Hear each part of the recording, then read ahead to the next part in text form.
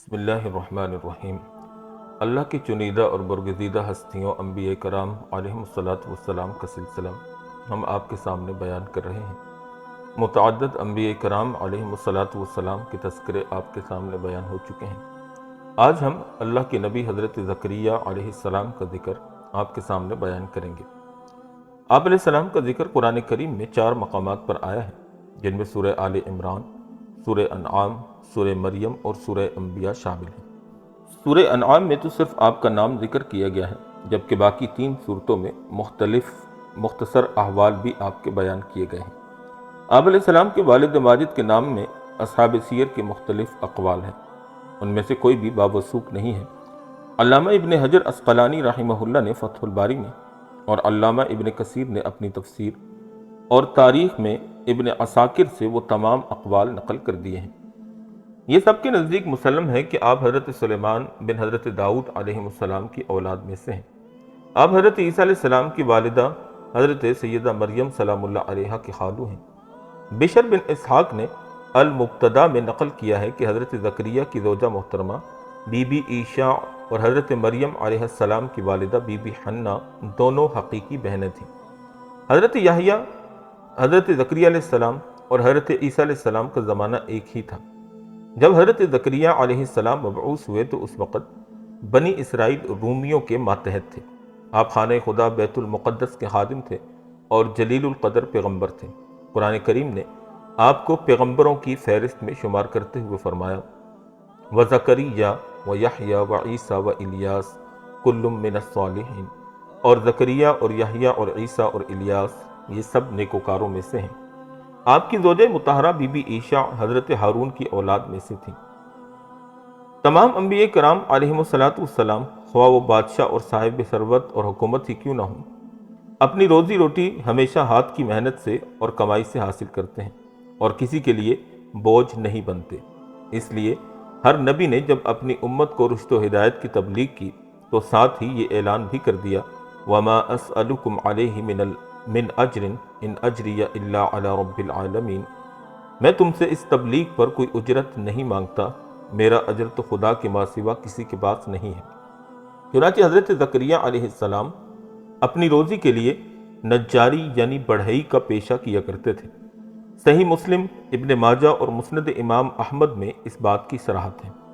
چنانچہ حضرت ابو ہریرہ رضی اللہ تعالی عنہ روایت کرتے ہیں، سوال یہ پیدا ہوا کہ ان کی کفالت، پرورش اور نگہداشت کس کے سپرد ہو۔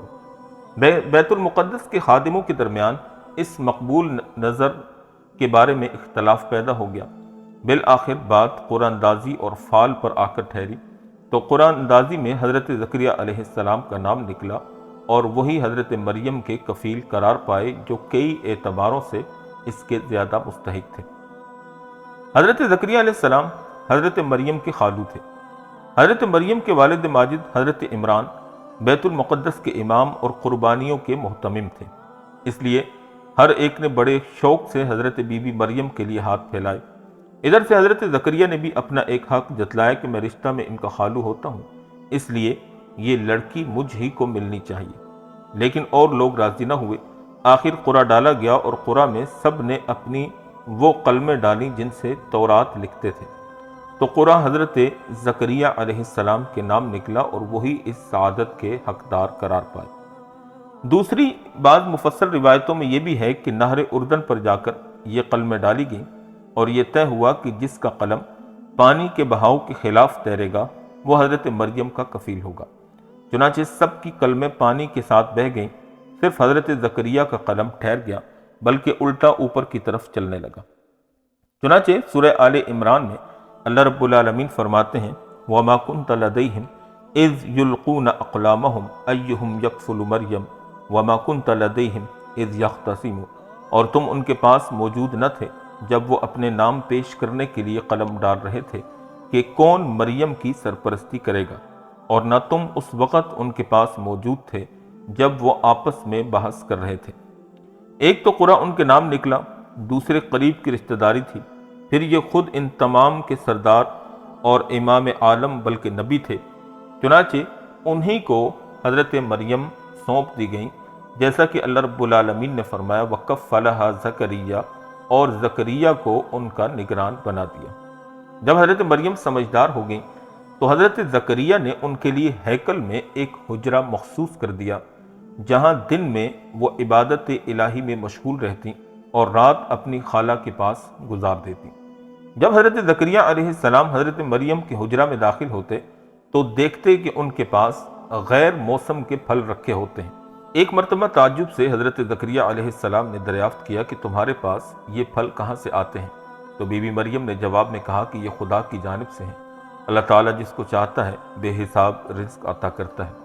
چنانچہ سورہ آل عمران میں اللہ رب العزت نے اس واقعہ کو کچھ یوں بیان کیا، کلما دخل علیہ زکریا المحراب وجد عندها رزقا قال یا مریم انا لک ھذا قالت هو من عند اللہ ان اللہ یرزق من یشاء بغیر حساب۔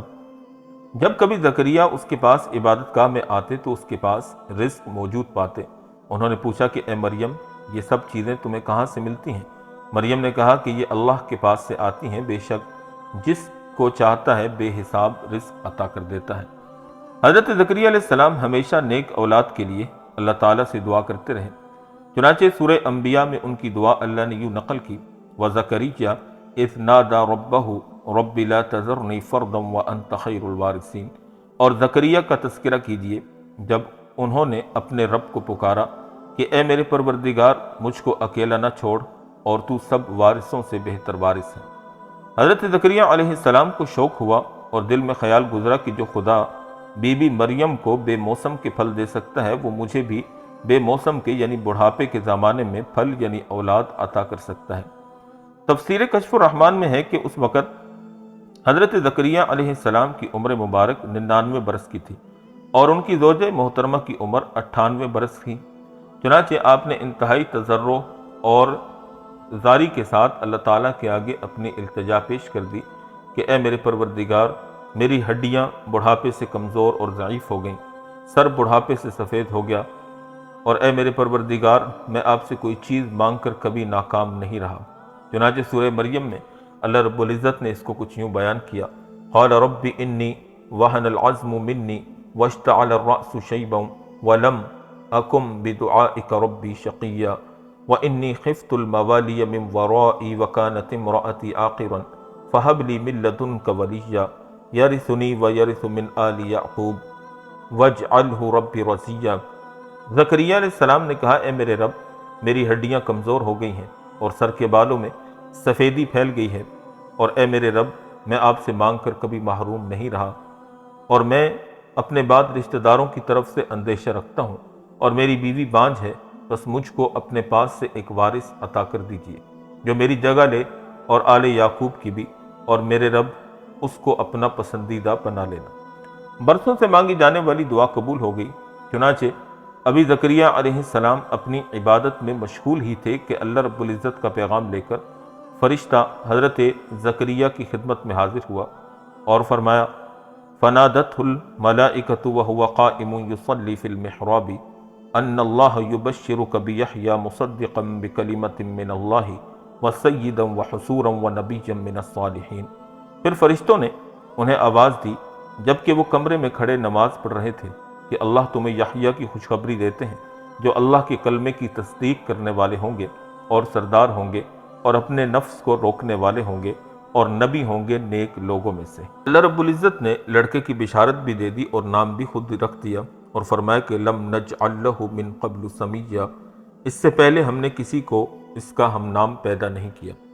فرشتے نے ان پر ظاہر ہو کر بشارت دی کہ خدا آپ کو ایسا فرزند دینا چاہتا ہے جس کا ہم نام تیرے خاندان میں کوئی نہیں، وہ بنی اسرائیل کا سردار ہوگا اور اس قوم کی خراب حالت کی اصلاح کرے گا، اور حصور ہوگا یعنی خدا کی طرف سے نفسانی خواہشات اور گناہوں سے روکا گیا ہوگا، اس کو ان چیزوں کی طرف از خود رغبت نہ ہوگی، اور نبی ہوگا اور پاک باز لوگوں میں سے ہوگا، اور کلمت اللہ یعنی حضرت عیسیٰ کی تصدیق کرے گا۔ حضرت زکریا علیہ السلام یہ سن کر بے حد خوش ہوئے اور تعجب سے پوچھنے لگے، یہ کیسے ہوگا؟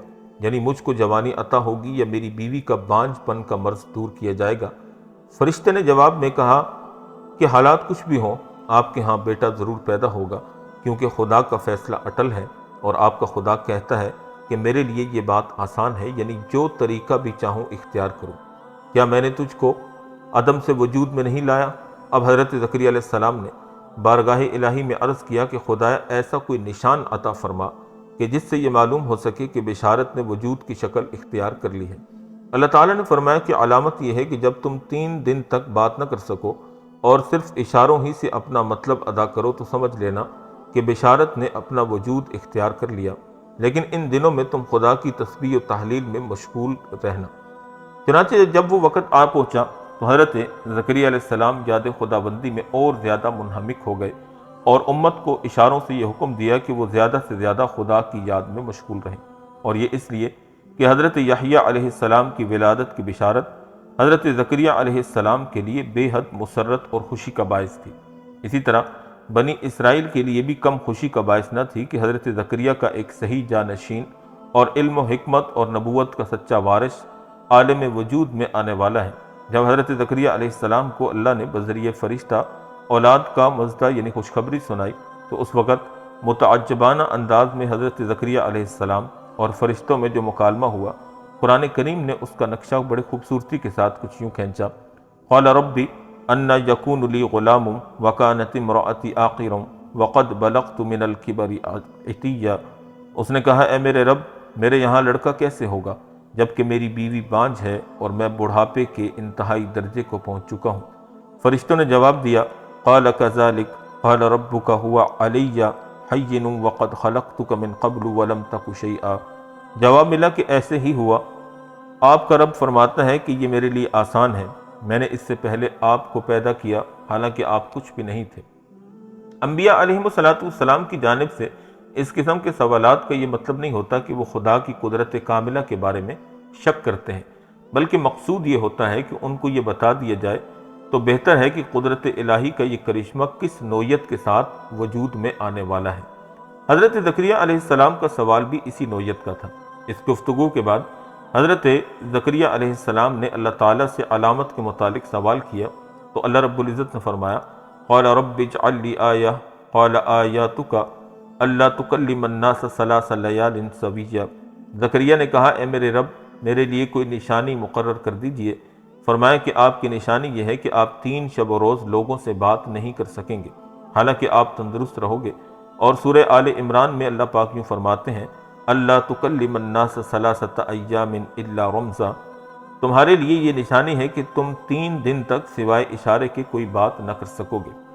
حضرت عبداللہ بن عباس رضی اللہ تعالی عنہما، حضرت مجاہد اور اکرمہ رحمہ اللہ اور قتادہ اور دوسرے علماء اس کی تفسیر میں فرماتے ہیں، اعتقد لسانہ من غیر مرض ولا علت وقال زید بن اسلم من غیر خرس ولا يستطيع ان يكلم قومه الا اشارة، یعنی ان کی زبان بغیر کسی مرض اور خرابی کے 3 دن بند گئی۔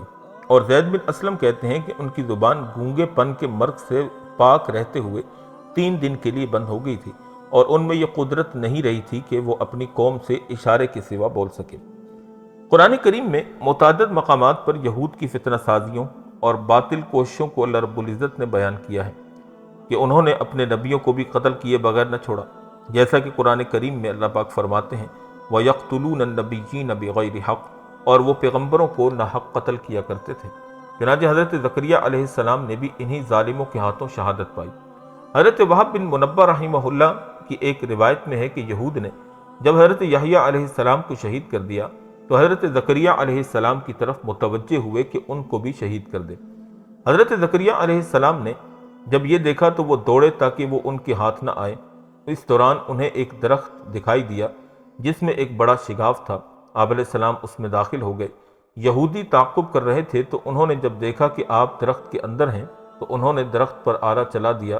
جب آرا حضرت زکریا علیہ السلام کے جسم پر پہنچا تو خدا کی طرف سے وحی آئی کہ اگر تم نے آہوزاری کی تو ہم یہ سب زمین تہ و بالا کر دیں گے، اور اگر تم نے صبر سے کام لیا تو ہم بھی یہود پر فوراً اپنا غضب نازل نہیں کریں گے۔ چنانچہ حضرت زکریا علیہ السلام نے صبر سے کام لیا اور اف تک نہ کیا، اور یہود نے درخت کے ساتھ ان کے بھی 2 ٹکڑے کر دیے۔ انا للہ و انا الیہ راجعون۔ زکریا علیہ السلام کا واقعہ آپ نے سنا، یقیناً آپ کے ایمان میں اضافہ ہوا ہوگا اور بہت کچھ نیا سیکھنے اور جاننے کو ملا ہوگا۔ اگر آپ کو ہماری یہ ویڈیو پسند آئی ہو تو ہمارے چینل کو سبسکرائب ضرور کر دیجئے گا، اور کمنٹ سیکشن میں اپنی رائے کے اظہار کرنے کے ساتھ ساتھ اپنے دوست و احباب میں ہماری اس ویڈیو کو شیئر بھی ضرور کیجئے گا۔ اللہ کریم ہم سب کو دین متین پر استقامت نصیب فرمائے۔ وما علینا الا البلاغ المبین۔